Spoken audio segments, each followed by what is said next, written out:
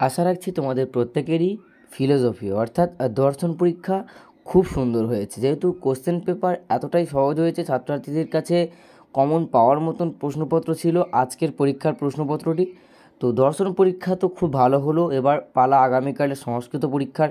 24/2/2024 তারিখে রয়েছে উচ্চ মাধ্যমিকের সংস্কৃত পরীক্ষা 2024 সালের। তো সংস্কৃত পরীক্ষা দিতে যাওয়ার আগে শেষ মুহূর্তের প্রস্তুতির জন্য প্রত্যেকটি গল্প, কবিতা, নাটক, প্রবন্ধ, ভাষা এবং ভাব সম্প্রসারণ ও তোমাদের যে পোর্শনগুলো রয়েছে সংস্কৃতের ক্ষেত্রে, সেই প্রত্যেকটা পোর্শন থেকে কোনগুলিকে দেখে যেতেই হবে সেগুলি তুলে ধরবো আজকের এই সাজেশনটিতে। তাই সম্পূর্ণ ভিডিওটি একটু না স্কিপ করে দেখো, অবশ্যই উপকৃত হবে।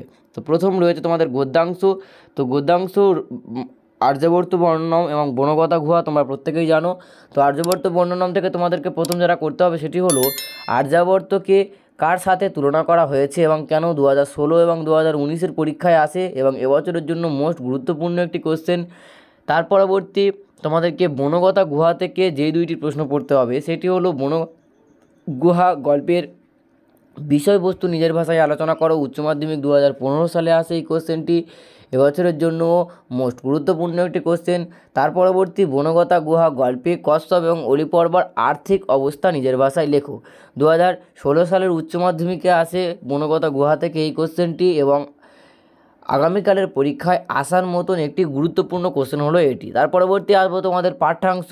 তো পাঠ্যাংশ রয়েছে সেই গঙ্গাস্তোত্রম এবং রয়েছে তোমাদের যে কর্মযোগ অংশটি, গীতার কর্মযোগ অংশটি। তো ওখান থেকে অবশ্যই যে প্রশ্নগুলিকে শেয়ার করব এই প্রশ্নগুলিকে দেখে যেও আগামীকাল পরীক্ষা দিতে যাওয়ার আগে পর্যন্ত।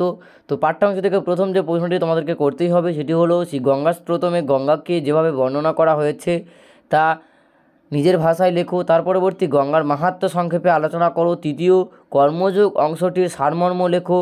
তার পরবর্তী চতুর্থ ভগবান শ্রীকৃষ্ণের যে নিষ্কাম কর্মের কথা বলেছেন তা আলোচনা করো। তো অতি অবশ্যই সাজেশনটিতে যে সমস্ত প্রশ্নগুলিকে তুলে ধরছি কোনো প্রশ্নকেই অ্যাভয়েড না করে প্রত্যেকটা প্রশ্নকে কিন্তু তোমরা গুরুত্ব দিয়ে প্র্যাকটিস করো, কারণ যেহেতু রাত পোহালেই পরীক্ষা, তাই সময় নষ্ট আর নয়। যে প্রশ্নগুলো সায়েন্স মুহূর্তের প্রস্তুতির জন্য দিয়েছি অবশ্যই প্রত্যেকটা প্রশ্নকেই প্র্যাকটিস করে যেও।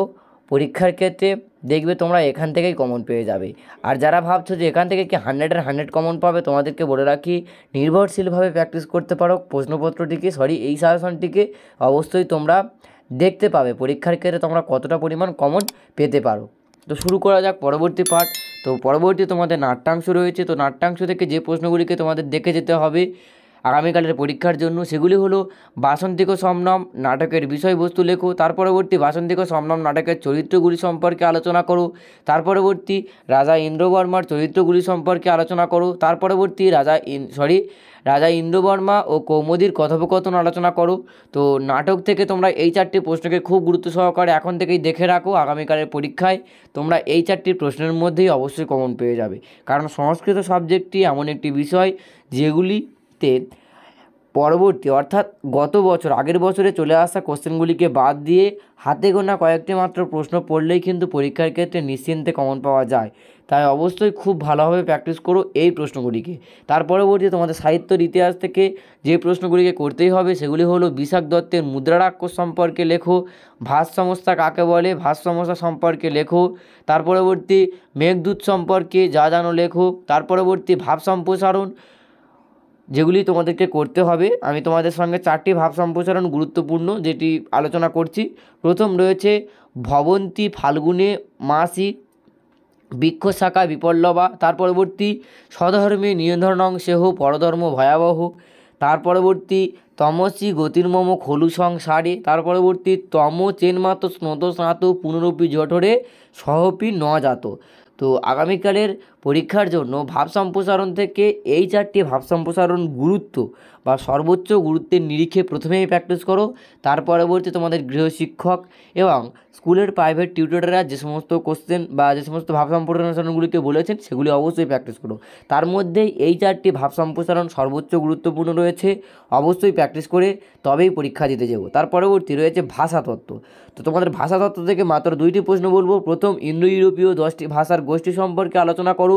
তার পরবর্তী ভারতীয় আর্য ভাষার কয়টি স্তর ও কী কী, নবভারতীয় আর্য ভাষার সম্পর্কে লেখো। তার পরবর্তী তোমাদের সংস্কৃত যে প্রতিবেদন রচনা থাকে, সেই সংস্কৃত প্রতিবেদন রচনার ক্ষেত্রে 4টি এবছরের জন্য মোস্ট গুরুত্বপূর্ণ: প্রথম মহাভারত, দ্বিতীয় পরিবেশ দূষণ, তার পরবর্তী মম জীবনে স্মরণীয় দিন বা তোমার জীবনে স্মরণীয় দিন, তার পরবর্তী শারদ উৎসব। তো সংস্কৃত সাজেশনটিতে প্রত্যেকটা পার্ট থেকে আমি যে সমস্ত কোশ্চেনগুলিকে বললাম, এই সমস্ত কোশ্চেনগুলো কিন্তু কোনো না কোনো সালের পরীক্ষায় চলে এসেছে। তাই আগামীকালের পরীক্ষায় রিপিট হওয়ার সম্ভাবনাটা 90% নিশ্চিত। তাই সে সমস্ত প্রশ্নগুলিকে শেয়ার করলাম। অবশ্যই প্রত্যেকটা প্রশ্নকে কিন্তু তোমরা গুরুত্ব সহকারে প্র্যাকটিস করে যেও পরীক্ষার ক্ষেত্রে নিশ্চিন্তে কমন পাওয়ার লক্ষ্যে। তো ভিডিওটি ভালো লাগলে অতি অবশ্যই লাইক, কমেন্ট এবং শেয়ার করতে একেবারেই ভুলো না।